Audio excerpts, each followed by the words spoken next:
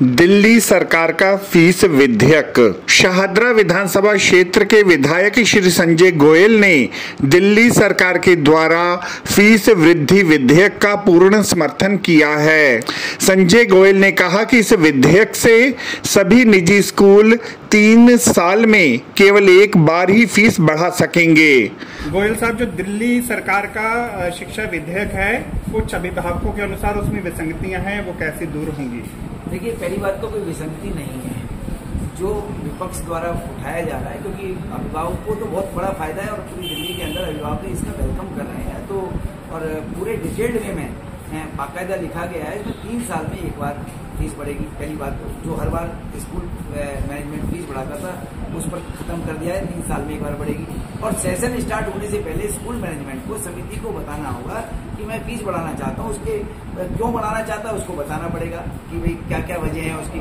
फिर जो समिति है, 11 सदस्य समिति स्कूल लेवल पर है, वो उसको जो मैनेजमेंट ने कहा है जो उसके विषय में आपके जांच करके कि तर्क संगत है तो ठीक है, नहीं है तो नहीं बढ़ाएगी। और फिर ऐसे ही जिला स्तर पर समिति बनी है, ऐसे ही प्रांत स्तर पर समिति बनी है। और 15% स्टूडेंट टोटल स्ट्रेंथ हो या क्लास, मान ली 8 क्लास में बच्चे 100 पढ़ते हैं तो 15 क्लास 8 की मैनेजमेंट ने फीस बढ़ानी चाहिए।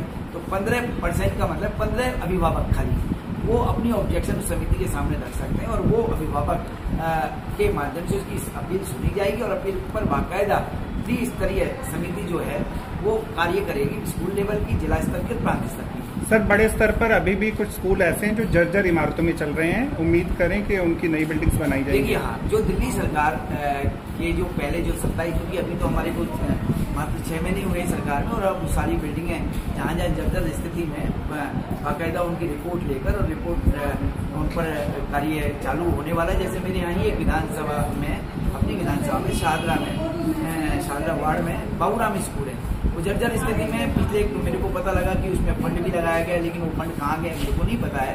तो उसकी भी हमने कहा है कि भाई इसका फंड कितना लगा है, कैसे लगा है, उसकी भी जांच होगी। और साथ में वो विद्यालय मॉर्निंग शिफ्ट में चलता है, बच्चों का बॉयज का स्कूल है, तो वो इवनिंग में शिफ्ट हो रहा है। तो ऐसे विद्यालयों की, सरकारी इमारतों की 100% नहीं बनेगी, जहाँ रिपेयर की रिक्वायरमेंट है वहाँ रिपेयर के हिसाब से होगा।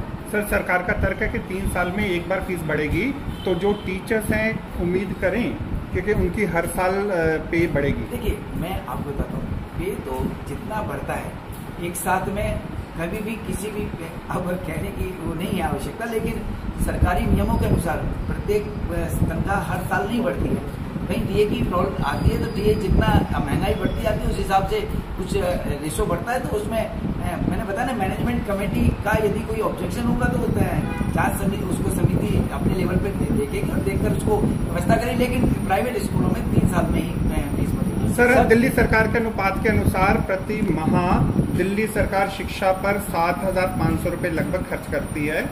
तो जब इतना बड़ा खर्चा है और प्राइवेट स्कूल में इतनी फीस नहीं होती। सर देखिए, सुनिए, दिल्ली जो स्कूल में सरकारी विद्यालयों में जो खर्चे की आप बात कर रहे हैं, इतना 7,500 का मैं नहीं समझता। 7,500 की फिगर आपके पास ये गलत है, क्योंकि ये संख्या अनुपात कम है। पहली बात तो मैं स्पष्ट आपको कहूँ, लेकिन सरकारी विद्यालयों के अंदर देखिए, यहाँ सरकार के जो अन्य जो खर्चे हैं, क्योंकि एक स्टूडेंट पे नहीं खर्च हो रहा, अन्य जो एक्टिविटीज हैं उन सब पर खर्च होता है। सरकार के लेवल पर जो एजुकेशन बोर्ड है हमारा, एजुकेशन के साथ साथ हर चीज यहाँ हर चीज सरकार प्रोवाइड करती है। वहाँ तो विद्यालय में तो अभी देखिए बुक्स हैं, वो मान लीजिए 2,000 रुपये की हैं तो 5,000 रुपये चार्ज हो रहे हैं। आपके यूनिफॉर्म में 2,000 की बनती है तो वहाँ पे 6,000 चार्ज हो रहे हैं। हर चीज़ की एक्टिविटी के पैसे अलग अलग हैं, जिसको जोड़ेंगे तो कितना सरकार उसमें।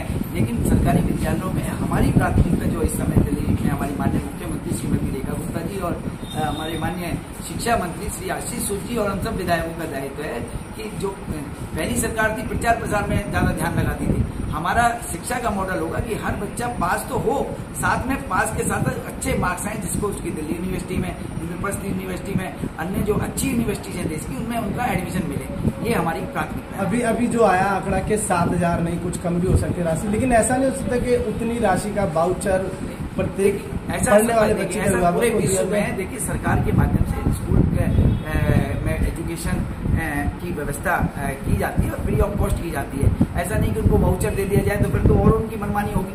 जो मनमानी पहले से कर रहे हैं तो फिर तो कई गुना में सरकार का दायित्व है कि वो जो विद्यार्थी, अभी हम ऐसे विद्यार्थी भी हैं जो क्या नाम है अभी तक स्कूल नहीं आ रहे, उनको स्कूल लेके आना, उनके ऊपर कितना सारा काम ऐसा होता है। इसलिए मैंने कहा कि ये फिगर शायद मेरे को लगता है कहीं ना तर्कसंगत नहीं है, 7,500 नहीं है, बहुत कम इसकी। इस प्रकार निजी स्कूलों में अध्ययनरत लाखों विद्यार्थी लाभान्वित होंगे। कि जो जैसे आपने बताया कि सरकार 7,000 रुपये पर बच्चे के लिए खर्च करते हैं, अगर वो सच में अगर हमें वो वाउचर के रूप में मिलेगा तो हमें लगता है कि हम अपने बच्चों को अपने मनपसंद स्कूल में पढ़ा सकते हैं। हमें भी पता चलेगा कि सरकार, क्योंकि ये पैसा सरकार तो दे रही है लेकिन ये बच्चों के लिए बच्चों तक पहुँच ही नहीं रहा है। अगर आप गवर्नमेंट स्कूल में जाएंगे तो वहाँ पर खाना भी मिलता है, वहाँ पे बच्चों को ड्रेस भी मिलती है, बुक्स भी मिलती हैं, लेकिन प्राइवेट स्कूल में तो ये सब कुछ भी नहीं होता। जबकि यहाँ पे हमें फोर्स किया जाता है कि स्कूल मैगजीन लीजिए आप, जबरदस्ती 500-1500 रुपए की मैगजीन है, आप लेंगे ही तो भी आपको लेना ही पड़ेगा। नहीं, संजय गोयल ने कहा कि दिल्ली सरकार गुणवत्तापूर्ण शिक्षा प्रत्येक दिल्ली के विद्यार्थी को प्रदान करने के लिए प्रतिबद्ध है। इस मौके पर विधायक श्री संजय गोयल के समक्ष विद्यालय में मौजूद बड़ी संख्या में आए हुए अभिभावकों ने फीस को लेकर पारदर्शिता, जवाबदेही और विधि में समानता सुनिश्चित करने की बात कही। इसका जो कॉन्सेप्ट उठाया रेखा जी ने तो अच्छा उठाया है कि जिस घर में 2-2 बच्चे हैं तो 50-60 हजार तो हमारे ऐसे के ऐसे ही निकल जाते हैं। तो मैं कोशिश करूंगी कि ये बिल पास हो जाए ताकि बच्चों पे भी मतलब हमारा ना जो घर का जो बैलेंस होता है वो सब बिगड़ जाता है फीस के चक्कर में, स्पेशली क्योंकि ट्यूशन फीस भी भरनी होती है, स्कूल फीस भी भरनी। एनुअल चार्जेस थोड़े से कम किए जाए या फिर ऐसा कर सकते हैं थोड़ा सा टाइम दिया जाए।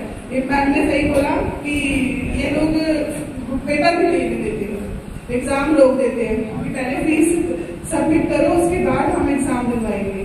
तो जस्ट अभी हमने फीस भरी है, बल्कि हमने बोला भी था कि इस तरीके से अभी तो फीस का कम होना चाहिए, तो उन्होंने तो अभी इस तरीके से बताया नहीं। उन्होंने बोला कि अभी पास कहाँ हुआ है, तो हमने तो अभी बढ़ी हुई ही फीस जमा करी है। तो उसमें पेरेंट्स इन्वॉल्व होंगे तभी तो पेरेंट्स कुछ अपना सुझाव भी दे पाएंगे ना, तो पेरेंट्स को इन्वॉल्व होना चाहिए उसमें।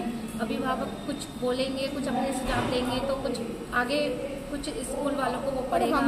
हमें पता ही नहीं लगता ये पैसा जा कहाँ रहा है, ये बड़े हुए पैसे जा कहाँ रहे हैं। बिल्डिंग फंड के नाम से ले लेते हैं, बिल्डिंग जिस तरीके से रेनोवेट होनी चाहिए वो नहीं हो रहा है ना, बच्चे परेशान है। इतना फीस भरने के बाद भी हम परेशान होना चाहिए। ऐसा तो वो इस तरीके से तो निकालते ही नहीं है और हमारी जेब में से निकाल लेते हैं।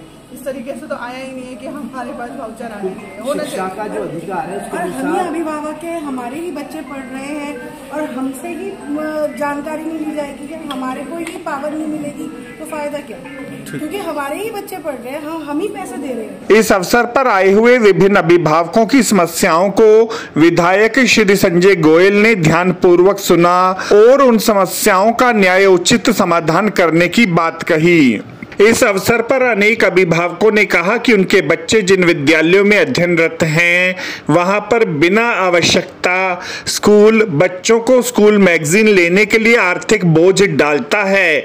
यही नहीं, विभिन्न प्रतियोगिताओं में भाग लेने के लिए बाध्य किया जाता है। इस अवसर पर विधायक श्री संजय गोयल ने कहा कि ऐसे विद्यालय जो पूरी तरह से निरंकुश हो चुके हैं उन्हें इस शिक्षा विधेयक में दंडित करने का समुचित प्रावधान किया गया है। ऐसे निरंकुश स्कूलों पर सरकार सख्त कार्यवाही करेगी, जिसके अंतर्गत 50,000 रुपयों से लेकर 5 लाख रुपयों तक का जुर्माना लगाया जा सकता है तथा स्कूल की मान्यता को रद्द करने की प्रक्रिया भी आरंभ हो सकती है। वास्तव में निसंदेह विद्यार्थी वर्ग के हितों को प्राथमिकता दी जानी चाहिए, किंतु वहीं दूसरी ओर वह निजी विद्यालय जो शिक्षा का स्तर, गुणवत्ता व प्रतिष्ठा को बनाए रख केंद्रीय माध्यमिक शिक्षा बोर्ड में अव्वल स्थान ला रहे हैं, उन्हें नाहक परेशान नहीं किया जाना चाहिए, क्योंकि अंतोतगत्वा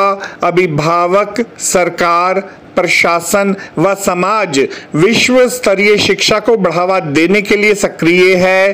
कहीं यह शिक्षा विधेयक चलते हुए घोड़े को बिना वजह चाबुक लगाने वाला ही सिद्ध ना हो जाए। आपको हमारी ये रिपोर्ट कैसी लगी जरूर कमेंट करें, इस वीडियो को लाइक करें, हमारे चैनल दास्ताने इंद्रप्रस्थ को सब्सक्राइब करें ताकि हमारी सभी आगामी रिपोर्ट्स सबसे पहले आप तक पहुंच सकें। Bureau report Dastane Indraprastha.